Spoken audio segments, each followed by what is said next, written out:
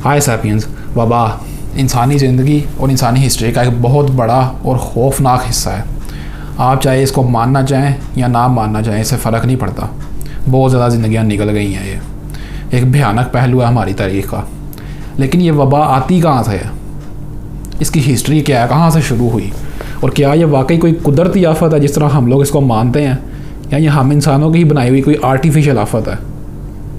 और जब कोई वबा शुरू हो जाती है, जिस तरह कोरोना वायरस अभी भी शुरू हुआ है, तो ये ख़त्म किस तरह होती है? क्या हम लोग अपनी ज़िंदगियों में और अपने शहरों में और अपने मुल्कों में क्या तब्दीली ला सकते हैं जिससे कि ये वबा मज़ीद ना फैलें?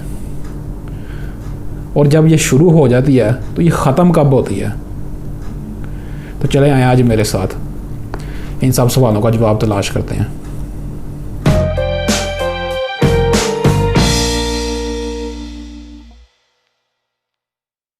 तो सबसे पहले तो आपको वबा की हिस्ट्री जाननी पड़ेगी कि ये शुरू किस तरह से हुई वबा। तो आज से तकरीबन 20 से 25 हज़ार साल पीछे अगर हम लोग जाएं तो इंसानों ने कभी भी शहर या गांव नहीं थे बसाया है। शुरू से इंसान गांव में बसाता नहीं था आया। इंसान शुरू में जंगलों में रहता था। हमारे बुज़ुर्ग जंगलों में रहते थे, जिस तरह हिस्ट्री है जो। और वहाँ पर इंसान जो सा शिकार करके अपनी खुराक इकट्ठी करता था। इस ज़िंदगी को बोलते थे हंटर गैदरर लाइफस्टाइल, यानी कि शिकारी खाना बदोशी ज़िंदगी। जहाँ पे खुराक मिल जाती थी इंसान उस तरफ चला जाता था। तो उस वक्त जो सा होता था, इंसानी आबादी पूरी दुनिया में छोटे छोटे कबीलों की शक्ल में, ग्रुपों की शक्ल में फैली हुई थी हर जगह, और फासला बहुत ज़्यादा था आबादी के बीच में। जिसका नतीजा ये निकलता था कि अगर कोई बीमारी कोई किसी ग्रुप को लगती थी तो वो उसके अंदर ही रह जाती थी, दूसरे ग्रुप तक नहीं थी पहुँच पाती। लेकिन फिर आज से तकरीबन 12,000 साल पहले इंसानों की ज़िंदगी में, हमारे बुज़ुर्गों की ज़िंदगी में एक बहुत बड़ा इनकलाब आया जिसको हिस्ट्री की ज़ुबान में बोला जाता है। उस इनकलाब का नाम है एग्रीकल्चरल रेवोल्यूशन, यानी ज़रई इनकलाब। हमारे बुज़ुर्गों ने अपनी खुराक खुद उगाना शुरू कर दी अनाज की शक्ल में। तो इसका नतीजा ये निकला कि इंसानों ने गाँव बसाना शुरू कर दिए, छोटे छोटे पानी के गिर्द, दरियाओं के गिर्द अक्सर बसाते थे। तो वो जो इंसानी आबादी पूरी दुनिया में फैली हुई थी, तो वो इकट्ठी होकर आहिस्ता आहिस्ता साथ मिल कर रहना शुरू कर दिया उन्होंने।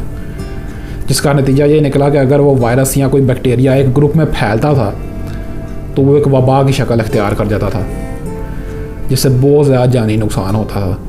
तो जाने अनजाने में हमारे बुज़ुर्गों ने ही इस आफत को एक बला का रूप दे दिया, जिसने बहुत ज़्यादा ज़िंदगियाँ निकल गई। पूरी इंसानी हिस्ट्री की जो सबसे ख़तरनाक बला है, वबा है, जिसको बुबानिक प्लेग बोला जाता है, यानी कि ताउन, उसने इंसानी ज़िंदगी का, इंसानी आबादी का 60% निकल गई थी जब वो आई थी सन 1300 में। 1347 के करीब आई थी वो, और वो 60% आबादी निकल गई थी हमारी। तो ये सुनने में यार आपको लगेगा अजीब, लेकिन ये हम इंसानों की ही बनाई हुई एक आर्टिफिशियल आफत है, जिसको जाने अनजाने में हमने बना दिया। उसकी वजह क्या थी कि हम लोगों ने जब शहर बसाए तो वो बहुत छोटे होते थे और वो गलियां बहुत तंग होती थी उनकी, और गंदगी बहुत ज़्यादा होती थी वहाँ पे। और हम सबको पता है जितनी ज़्यादा गंदगी होगी उतने ज़्यादा वायरस और बैक्टीरिया वहाँ पे फैलेंगे। जिस तरह पुरानी तारीखी अगर हम लोग शहर देखें, उनकी पेंटिंग्स देखें, तो वहाँ पे बहुत ज़्यादा गंदगी होती थी। जहाँ पे खुराक होती थी वहीं पे गंद सारा, और जो फुजला होता था इंसानी और जानवरों का, वो सब मिक्स ही होता था एक साथ, जिसका नतीजा बहुत बहुत बड़ी वबाएँ निकली। इस तरह से ये वबाएँ फैलना शुरू हुई। बुबानिक प्लेग एक इनकी किस्म है। फिर उसके बाद मज़ीद कहीं आई, टीबी की बीमारी भी आई आज से तकरीबन 4 से 5 हज़ार साल पहले। ट्यूबरकुलोसिस की वबा, टीबी जिसे बोलते हैं, उसकी वबा फैली थी, मिस्र से शुरू हुई थी ये। और ताउन के बारे में बोला जाता है कि हो सकता है ये चाइना से शुरू हुई हो, जो रिकॉर्ड मिलता है हमें। वैसे कंफर्म तो नहीं है, लेकिन बोलते यही है कि ये चाइना से शुरू हुई थी शायद। तो इस तरह से ये सारी फैलना शुरू हो गई। तो अब सवाल तो ये है कि ये आपको छोटी सी हिस्ट्री पता लग गई कि वबा होती क्या है और कहाँ से आई है। लेकिन अब सवाल ये है कि इनको रोके किस तरह? हम लोग क्या कर सकते हैं अपनी ज़िंदगियों में तब्दीलियाँ ला के हम इनसे बच सकते हैं? सबसे पहले मैं आपको बताऊंगा पर्सनल लेवल पर, यानी कि आप अपनी ज़ाती ज़िंदगी में क्या कर सकते हैं ऐसा कि आप बच जाएंगे इनसे। ज़ाती ज़िंदगी में अगर बचना है इनसे तो वही सबसे बेहतरीन तरीका है इनका। फासला बना के रखें, अपनी सफाई का ख्याल रखें, और फेस मास्क लगा के जाएं बाहर। ये आप पर्सनल लेवल पर अपनी ज़िंदगी में तब्दीलियाँ ला सकते हैं जिनसे आप बच सकते हैं। यही अभी तक सबसे बेहतरीन सोल्यूशन है हमारे पास, इतनी ज़्यादा तरक्की करने के बावजूद भी।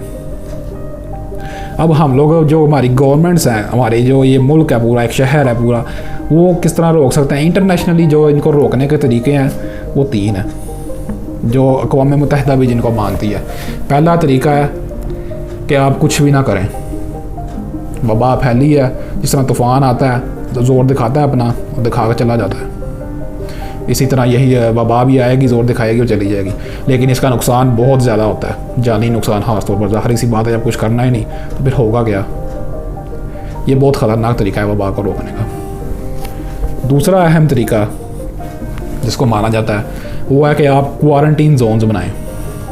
जिस तरह ये कोरोना वायरस के दौरान हुआ था, हॉस्पिटल्स जो से हैं वो गवर्नमेंट डेजिग्नेट कर देती है उनको, यहाँ पे जितने भी मरीज़ होंगे इस वबा के लाए जाएंगे।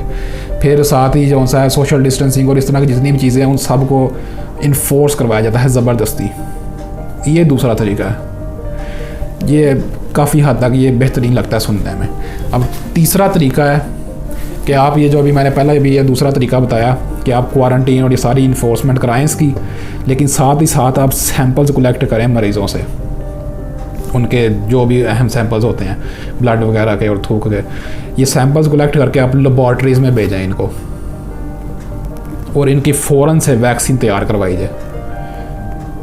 ये तरीका सबसे बेहतरीन तरीका है वबा को रोकने का, कि आप एमरजेंसी नाफज करवाएं, तमाम इंटरनेशनल ट्रैवल्स रोक दें, तमाम जौन सा शहरों का एक दूसरे के साथ ट्रैवल रोक दें, लोकल भी, सोशल डिस्टेंसिंग और इस तरह के सारे चीज़ों के ऊपर ज़बरदस्ती अमल करवाया जाए, और साथ ही साथ इसकी वैक्सीन जितनी जल्द से जल्द हो सके तैयार करवाई जाए। ये तरीका इंटरनेशनल अक़वाम मुत्तहिदा भी इस तरीके को सबसे बेहतरीन तरीका मानती है कि वबा को रोकने का। हाँ, मुश्किल है, इसमें भी जानी नुकसान होगा, लेकिन दूसरे तरीक़ों की निस्बत बहुत कम जानी नुकसान होगा इसमें। अब सवाल यह है कि मैंने आपको बता दिया कि किस तरह रोक सकते हैं कि वबा को, पर्सनल लेवल पर भी और गवर्नमेंट के लेवल पर भी।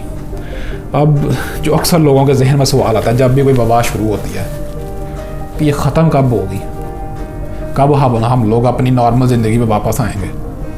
कोरोना वायरस अभी भी गया नहीं है, हो सकता है दोबारा ये सर्दियों में कह रहे हैं अभी भी कि दोबारा सर उठाएगा, ये देखें अब क्या होता है, लेकिन कब ख़त्म होगा ये, इसका कोई एक कन्फर्म जवाब नहीं है। जिस तरह मैंने अभी शुरू में वो बुबानिक प्लेग ताउन की आपको हिस्ट्री बताई अभी, ये जौन सी है, ये बीमारी जौन सी है पूरे 5 से 6 साल तक जारी रही थी। इस वजह से इतनी ज़्यादा ज़िंदगियाँ निकल गई थी, और उनको जो उस ज़माने के लोग थे उनको तो ये भी नहीं था पता कि वायरस और बैक्टीरिया किसको बोलते हैं, क्योंकि वायरस और बैक्टीरिया तो सन 1700 में कहीं जाकर दरियाफ्त हुए थे जब माइक्रोस्कोप ईजाद हुई थी। उससे पहले तो लोगों को पता नहीं था कि क्या होता है ये। इसी वजह से उस ज़माने के लोग जब ताउन फैली थी तो इसको काली मौत, ब्लैक डेथ बोलते थे, और शैतान का काला जादू भी बोलते थे इसको साथ में, क्योंकि उन्हें पता नहीं था वायरस और बैक्टीरिया क्या है।